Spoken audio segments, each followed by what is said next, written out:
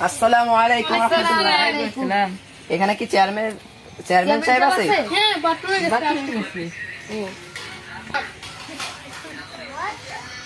আসসালামু আলাইকুম। ওয়ালাইকুম আসসালাম। তোমাদের কি সমস্যা? চেয়ারম্যান সাহেব, আমরা খুব অসহায়, আমাদের সেনা- পানির খুবই সংকট। সেনাপতি, তোমাদের কি সমস্যা? এদিকে আসো, বলো। আমাদের খুবই অসহায়, আমাদের পানির খুবই সংকট। আমরা এখন গোসল করতে পারতেছি না, খাবার পানি খেতে পারতেছি না। আচ্ছা ঠিক আছে, আমি তোমাদের উঠোন কাটিয়ে কুমির আনার ব্যবস্থা করতেছি। তোমরা ঘরে বসে কুমির দেখবা, গোসল করবা।